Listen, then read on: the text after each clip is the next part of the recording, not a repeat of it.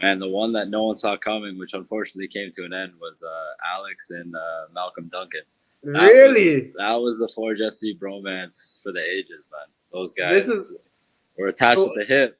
What's going on, everybody? It's your boy Jordan Wilson with One Soccer, and I'm here today to talk with Forge FC players before they head into that big match against the Mexican Giants in Concacaf Champions Cup. Kyle Becker, Forge FC captain since the beginning of time. Does that make you feel ancient? It shouldn't.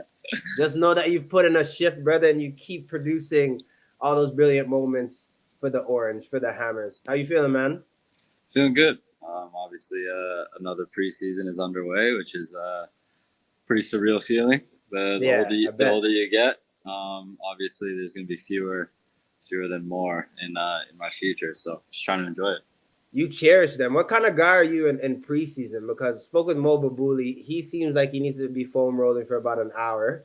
He needs that nice deep tissue. Like, are you the guy that always has energy, or are you just dragging the feet to lunch? I don't know. Listen, they've looked differently every single year.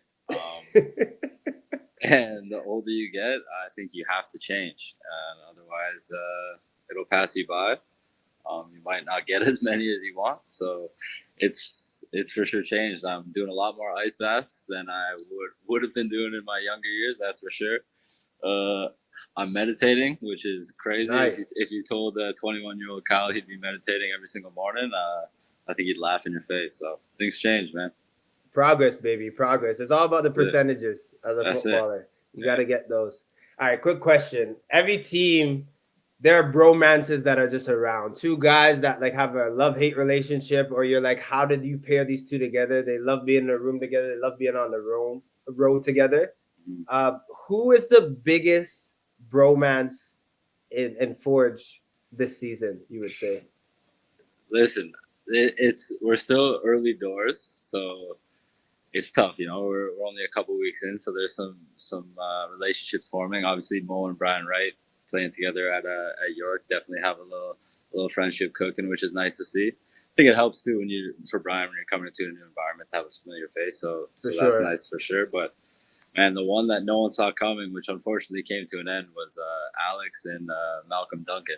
That was the Forge FC bromance for the ages, man. Those guys were attached at the hip.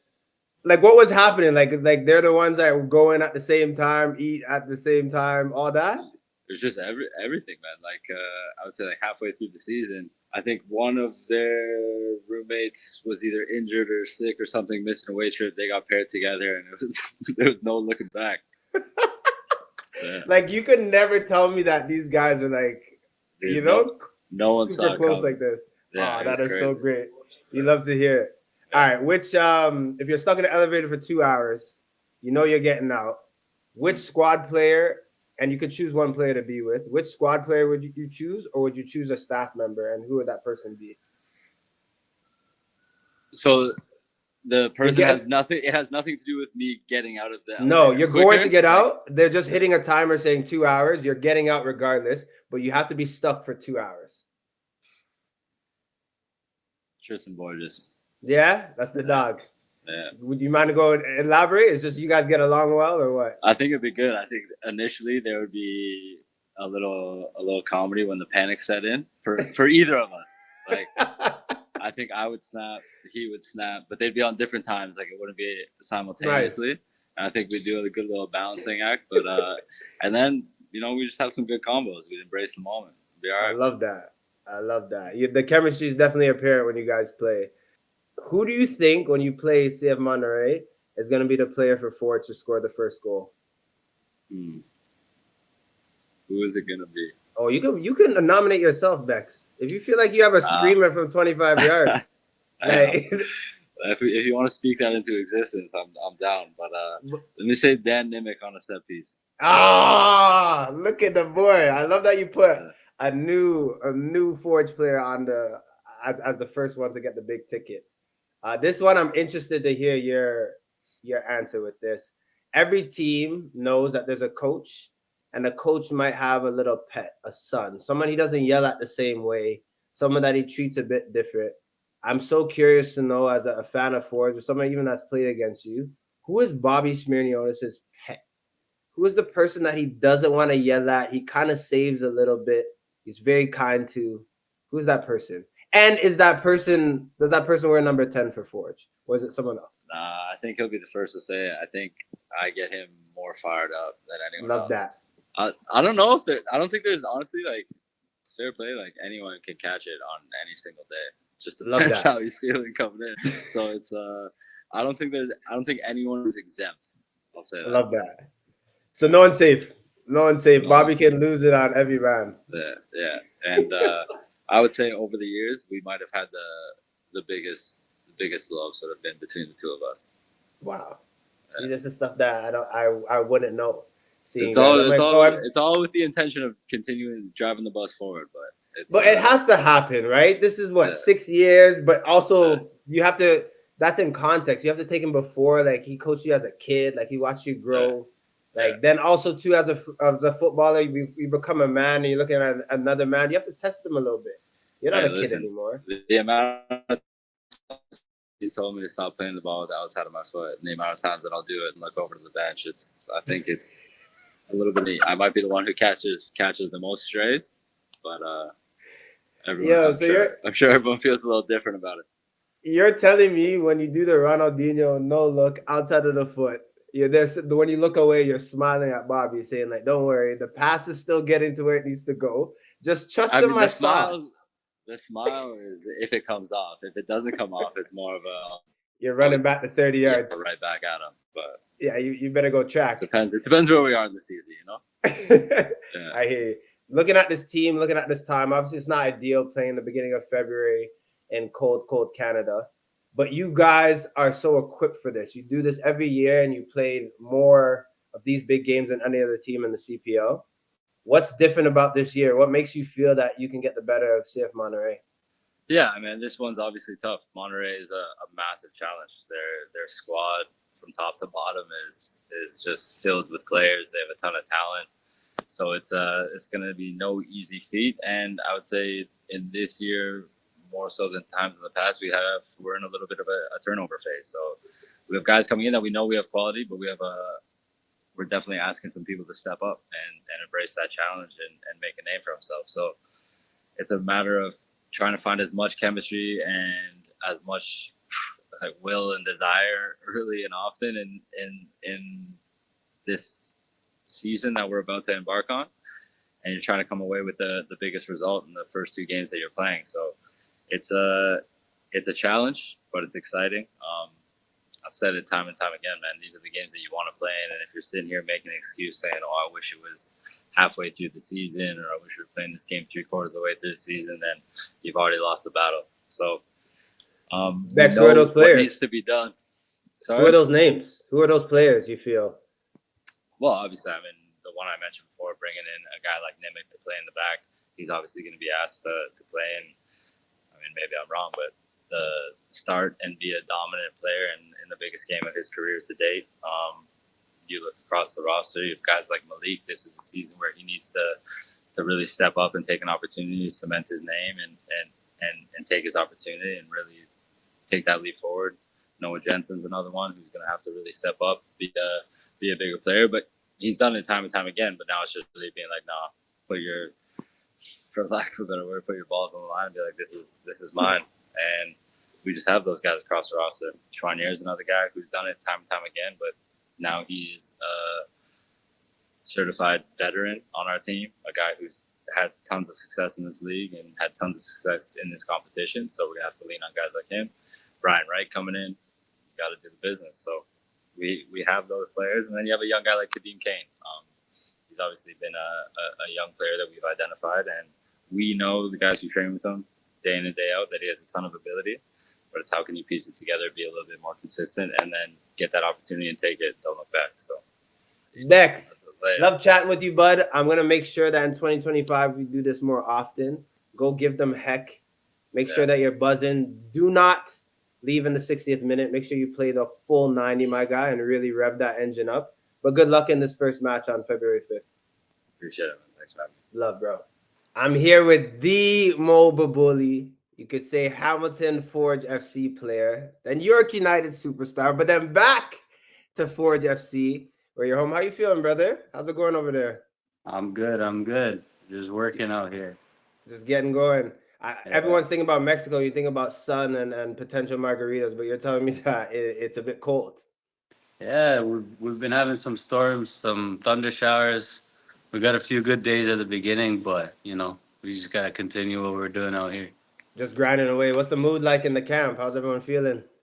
Tired, man. Tired. Yeah. Yeah, I'm like January football in Canada, even though you're in Mexico, it's like you have to get the body acclimated again, man. And that's well, obviously, never easy. yeah. I mean, obviously, preseason it's gonna be tough. We got double sessions. We got a lot of things to prepare for a big game, but at the storms don't help. Make the grass a little bit heavier, turn it into a bit of mud. So, well, we're out here. We're doing what we got to do. Kind of the way. Look, all the elements is just a part of being a Canadian footballer, right? You're in the rain right now. You're probably sliding around, and then it could be snow in a week's time or a week and a half time. But I just want to have some fun questions with you, real quick.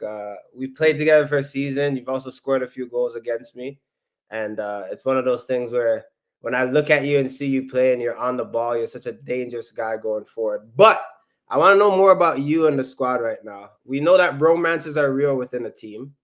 And if you could pick the biggest bromance that's going on right now in the Forge FC locker room, who would it be? Who are the two that are always together, always sticking up for each other?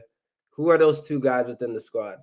I want to say Alex and David. As Yoriante and David. Yeah, they got a love hate relationship, but it works. Yeah. They're the Uh, brothers. Oh, we they're good, love to man. hear it. They've been here together since day one, so obviously they understand each other.